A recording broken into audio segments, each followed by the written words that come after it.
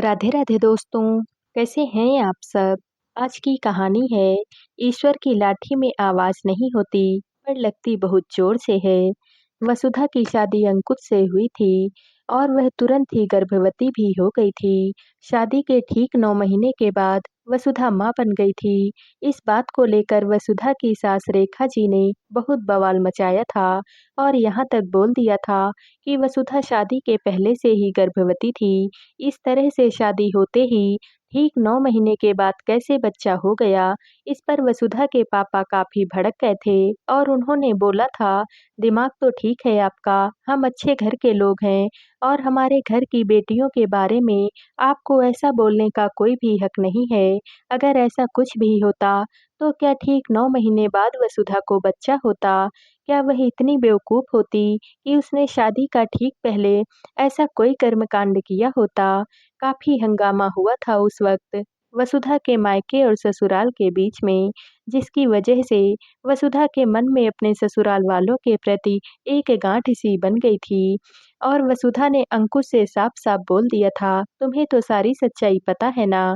और तुम्हारी माँ इतनी घटिया हरकतें कर रही हैं, इतनी घटिया बातें बोल रही हैं और तुम्हारे मुँह में ज़ुबान तक नहीं है। अंकुश ने भी बोल दिया, माँ इसमें गलत ही क्या बोल रही हैं? जिस तरह से ठीक 9 महीने के बाद तुम्हें बच्चा हुआ है, शक तो कोई भी करेगा। बच्चों के माथे पर उसके पिता का नाम थोड़ी ना लिखा होता है। तो वसुधा ने भी गुस्से में बोल दिया था, हाँ तो तुम्हारे माथे पर भी तुम्हारे पिता का नाम नहीं लिखा हुआ है। जिस पर अंकुश ने उसके ऊपर हाथ उठाने की कोशिश की थी, लेकिन वसुधा ने उसका हाथ पकड़कर उसे दूर झटक दिया था और बोल दिया था, गलती से भी ऐसा मत करना, वरना मैं क्या करूँगी तुम सोच भी नहीं सकते हो। लेकिन रेखा जी बहुत ही बदतमीज किस्म की महिला थी और इस बात के लिए वह लगातार उसे ताना मारती ही रहती थी, जिसे वसुधा अवॉइड कर देती थी क्योंकि उसे पता था कि यह लोग नीचे और घटिया हैं। लेकिन उसे अपने बच्चे का पूरा हक दिलवाना था और अगर उन लोगों के कहे पर वह कोई भी कदम उठा लेती तो वह सही साबित हो जाते और वसुधा गलत, जो कि किसी भी तरह से वसुधा को मान्य नहीं था। आज वसुधा की शादी के 5 साल बाद भी वह उसके बच्चे को कुछ न कुछ बोलती ही रहती थी, जिसका वसुधा माकूल जवाब दे देती थी। पर अब उसके मन में अपने ससुराल वालों के प्रति कोई भी इज्जत नहीं थी। बस उसे हर हाल में यह रिश्ता निभाना था, अपने बच्चे की खातिर, उस बच्चे की खातिर जिस बच्चे को उसकी दादी, उसके पिता और बाकी ससुराल वाले गंदी नज़र से देखते थे। वसुधा के दिल से उन लोगों के लिए बहुत हाय निकलती थी और उसे पता था कि आज नहीं तो कल उनकी हाय लगेगी जरूर, क्योंकि बिना किसी बात के उसे और उसकी औलाद को बहुत जलील किया गया था। वह तो वसुधा के पिताजी बहुत ही सामाजिक, पैसे वाले और रुतबे वाले आदमी थे और उनकी अच्छी खासी पहुंच थी, इसलिए रेखा जी और अंकुश शांत हो गए थे क्योंकि उन्हें भी पता था अगर उन्होंने यह सब कुछ बवाल मचाया तो उनकी अब खैर नहीं है। और कहीं न कहीं उनके मन में यह बात भी थी कि अगला तो सही ही है, गलत तो खुद हम लोग ही हैं। लेकिन फिर भी जो बदतमीज होता है, वह अपने आप को बहुत ही अच्छे से जानता है और उन्हें बहुत अच्छे से पता था कि वह दोनों फालतू का बवाल मचा रहे हैं, सिर्फ वसुधा और उसके घरवालों को बेइज्जत करने के लिए। क्योंकि अपनी हरकतों से तो हर कोई वाकिफ होता ही है। वसुधा की एक कुंवारी ननंद भी थी जिसका नाम दिव्या था। वैसे तो दिव्या वसुधा को कुछ भी नहीं बोलती थी, लेकिन हाँ, उसका वह कभी साथ भी नहीं देती थी। अपने माँ और भाई के खिलाफ जाकर उसके हिसाब से उसके माँ और भाई गलत हो ही नहीं सकते थे। इसलिए वसुधा को बहुत गुस्सा आता था कि कैसे घटिया लोगों के बीच में वह आ गई है, लेकिन वह उन्हें हैंडल करना भी जानती थी और पिछले 5 सालों से अच्छे से हैंडल भी कर रही थी। लेकिन हैंडल करने से क्या होता है, परिवार का सुख उसे आज तक नहीं मिला था। उसे सबसे नफ़रत थी, लेकिन वह अपने और अपने बच्चों के हक के लिए वहाँ पर पूरे हक के साथ रहती थी। दिन इसी तरह से बीत रहे थे और वसुधा की ननंद दिव्या की अब अगले महीने शादी थी कि इसी बीच में लॉकडाउन आ गया और शादी कैंसिल कर दी गई।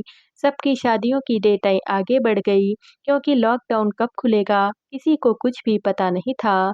यह लॉकडाउन दुनिया के लिए एक बहुत बड़ी आंधी थी, लेकिन यह लॉकडाउन दिव्या के लिए उससे भी बहुत बड़ा तूफान था। शायद अब रेखा जी और अंकुश को समझ में आने वाला था कि किसी की बेटी पर इल्ज़ाम लगाने से क्या होता है, क्योंकि ईश्वर ने इसका न्याय कर रखा था। वसुधा के ऊपर तो उन्होंने गलत इल्ज़ाम लगाया था, पर आज उनकी बेटी दिव्या ने उनका सिर शर्म से झुका दिया था। अचानक से एक दिन रेखा जी को पता चला कि दिव्या माँ बनने वाली है। रेखा जी और अंकुश के पैरों तले जमीन खिसक गई और घर में बहुत बड़ा बवाल मच गया। दिव्या रो रही थी और बोल रही थी, मैं क्या करूँ? हमारी सगाई हो चुकी थी और बस शादी होने ही वाली थी कि लॉकडाउन आ गया।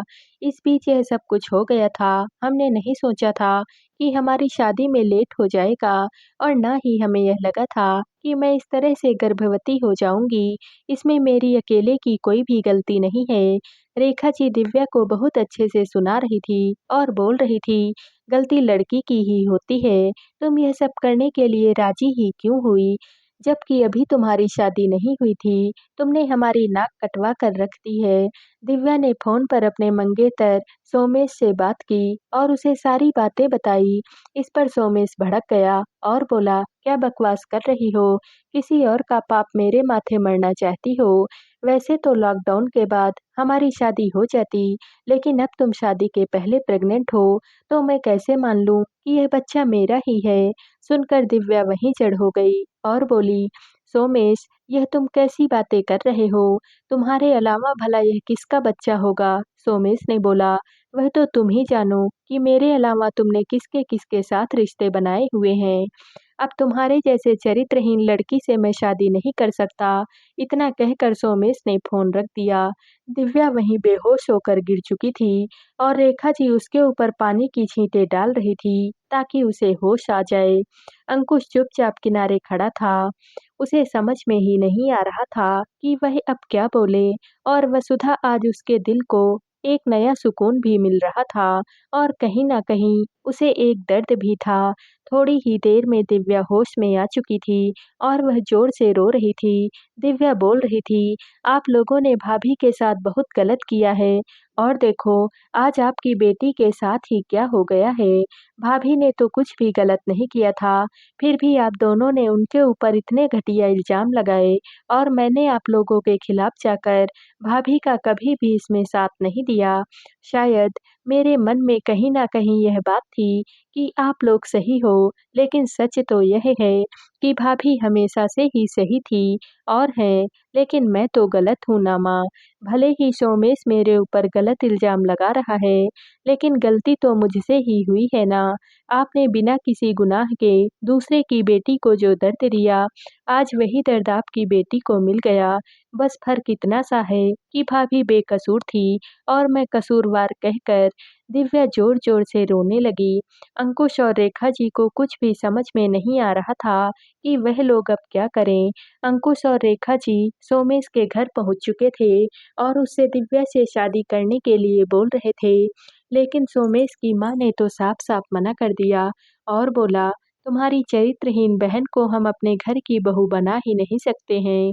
अंकुश ने बहुत तेज आवाज में बोला, चरित्रहीन मेरी बहन नहीं, आपका बेटा है, जिसने मेरी बहन को बहलाकर उसके साथ में संबंध बनाया और अब जब उसका बच्चा मेरी बहन के गर्भ में है, तो वह उसे अपनाने से इनकार कर रहा है। इस पर सोमेश की माँ ने बोला, किसी बच्चे के माथे पर यह नहीं लिखा होता है कि उसका पिता कौन है। यह सुनकर अंकुश और रेखा जी अंदर तक हिल गए। उन्हें अपने एक-एक कर्म याद आने लगे। अंकुश ने तो साफ-साफ बोल दिया कि चाहे कुछ भी हो जाए, आप लोगों को दिव्या को तो अपनाना ही पड़ेगा, क्योंकि यह बच्चा तो सोमेश का ही है। हम आप लोगों को ऐसे नहीं छोड़ेंगे। इतना कहकर अंकुश और रेखा जी वहाँ से निकल गए, लेकिन उनका दिमाग काम ही नहीं कर रहा था। वह दोनों बहुत हताश महसूस कर रहे थे। वह दोनों आज अपने एक-एक नीच और घटिया हरकतें याद कर रहे थे और उन्हें यकीन ही नहीं हो रहा था कि ईश्वर इस तरह से उन्हें उनके कर्मों की सज़ा देगा। आज अंकुश और रेखा की पूरी तरह से टूट चुके थे। घर पहुंचकर अंकुश ज़ोर-ज़ोर से रोने लगा और वसुधा से माफ़ी भी माँगने लगा। रेखा जी भी वसुधा से माफ़ी माँगने लगी और बोली, "बेटा, हमने तेरा बहुत दिल दुखाया है। हमें अंदर से पता था कि यह अंकुश का ही बच्चा है, फिर भी शादी के 9 महीने के बाद तुरंत तुझे बच्चा हो गया था, तो हमने पता नहीं क्यों तुझे क्या-क्या बोलकर तेरा दिल दुखाया है। तो तेरी हाय तो हमें लगनी ही थी, तूने तो कोई गलती भी नहीं की थी, फिर भी तुझे अपमानित किया गया। मेरी बेटी ने तो फिर भी गलती की है, पता नहीं उसके नसीब में क्या लिखा है। बहुत घबराहट हो रही है मुझे।" वसुधा को अंकुश और रेखा जी से कोई भी हमदर्दी नहीं थी। आज उनके माफ़ी माँगने से भी वसुधा को कोई भी फ़र्क नहीं पड़ रहा था, क्योंकि आज जब वह खुद दर्द में थे, तो उन्हें वसुधा का दुःख दिख रहा था। पिछले 5 सालों से वसुधा को खून के आँसू रुला रहे थे, तब तो उन्हें वसुधा का दर्द नहीं दिखा था। हाँ, पर वसुधा यह कभी भी नहीं चाहती थी कि दिव्या के साथ कुछ भी बुरा हो। गलती दोनों की थी और सज़ा सिर्फ़ दिव्या क्यों भुगतती। वसुधा ने बोला, "मैं सोमेश के घर अपने पापा के साथ जाकर बात करती हूँ। देखती हूँ वह शादी के लिए कैसे नहीं तैयार होगा।" वसुधा ने अपने पापा को फ़ोन किया और बोला, "हमें अभी सोमेश के घर पर चलना होगा।" वसुधा अपने पापा के साथ में सोमेश जी के घर जा पहुँची थी। साथ में रेखा जी और अंकुश भी थे, क्योंकि वसुधा के पापा एक दबंग इंसान थे और समाज में उनका काफ़ी रुतबा भी था, तो वसुधा को पता था कि उसके पापा सोमेश के ऊपर अच्छा दबाव बना सकते हैं। वसुधा ने सोमेश के घर पहुंचकर सोमेश से बोला, "सोमेश, तुम ऐसी घटिया हरकत कैसे कर सकते हो? दिव्या का गर्भ में तुम्हारा बच्चा है और तुम शादी के लिए मना कर रहे हो।" इस पर सोमेश ने बोला, "क्या बकवास कर रही हो भाभी आप? यहाँ आपके साथ शादी के बाद आपका बच्चा होने पर आपकी सास और आपके पति आप पर विश्वास नहीं कर पा रहे हैं और मैं शादी के पहले दिव्या पर विश्वास कर लूं।" सुनकर वसुधा हैरान हो गई, तो सोमेश की माँ ने बोला, "ये सारी बातें छुपी नहीं रहती, हमें सब पता है। तुम्हारी सास और तुम्हारे पति तुम्हारे ऊपर क्या इल्ज़ाम लगाते हैं।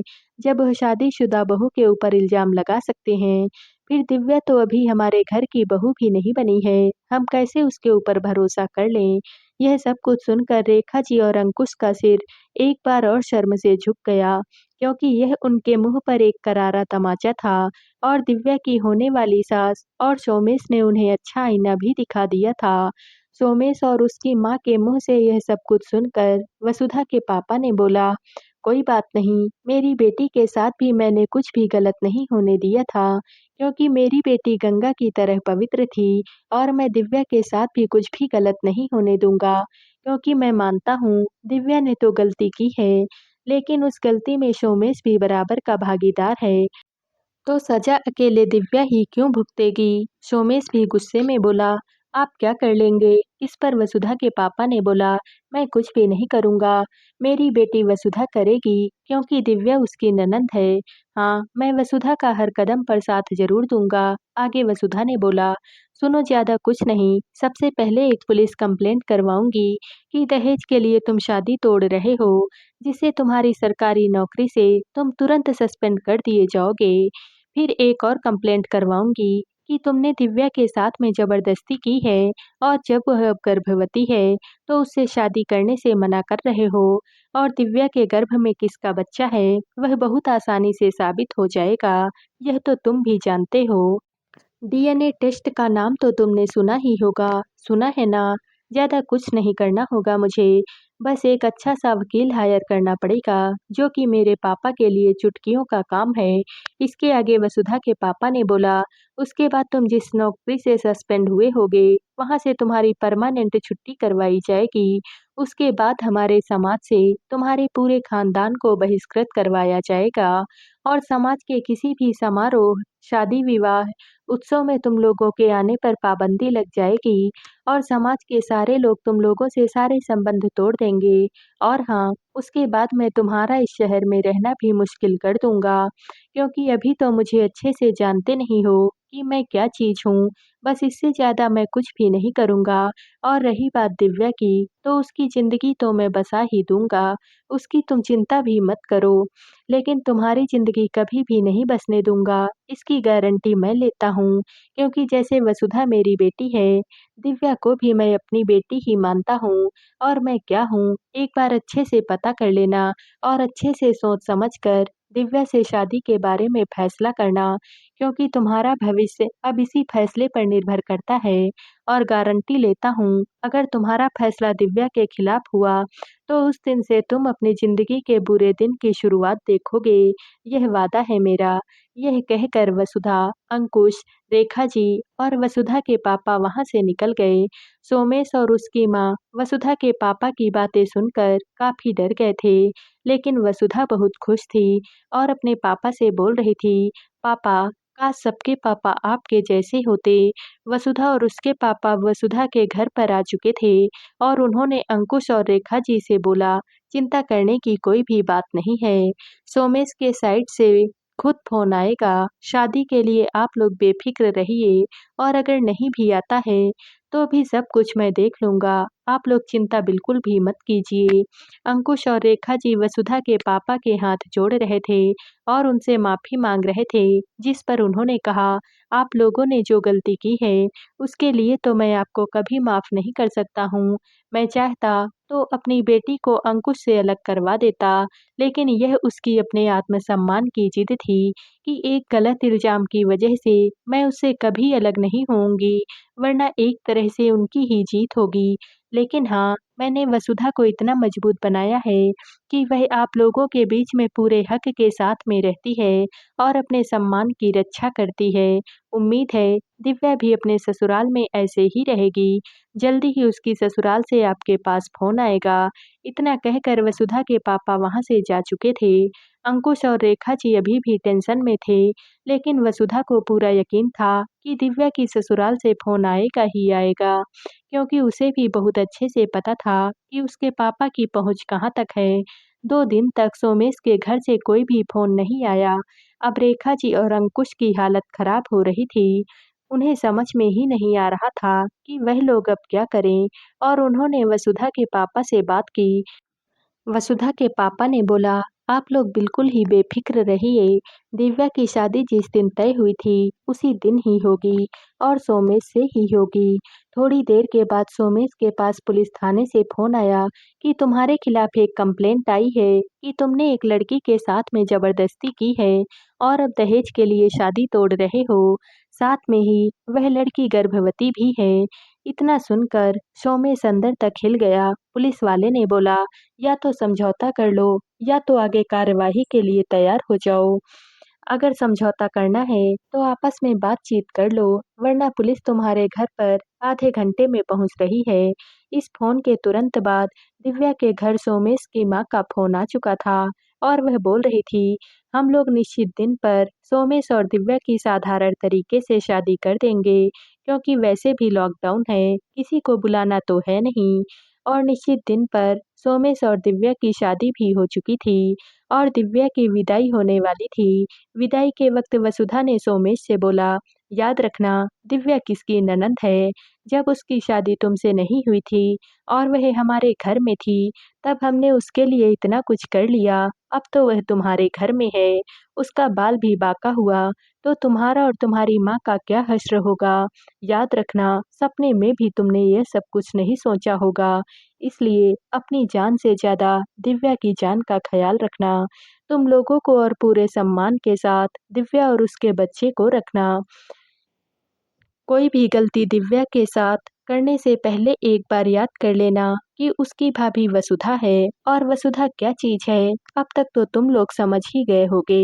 दिव्या वसुधा के गले लग कर रो रही थी और बोल रही थी, "भाभी मुझे माफ़ कर दो, मैं आज तक आपके लिए खड़ी नहीं हो पाई, लेकिन वक्त पड़ने पर आप मेरे लिए खड़ी हो गई।" वसुधा ने बोला, "मैं सिर्फ एक लड़की के लिए खड़ी हुई थी, लोग लड़कियों को समझते ही क्या हैं। कुदरत ने उन्हें माँ बनने का तोहफ़ा दिया है, तो वह उसके ऊपर कुछ भी इल्ज़ाम लगा देंगे। ऐसे घटिया सोच वाले पुरुषों को मैं बहुत अच्छे से हैंडल कर सकती हूँ।" इतना कहकर वसुधा रेखा जी और अंकुश की तरफ देखने लगी। अंकुश और रेखा जी अपनी नजरें झुकाए खड़े थे।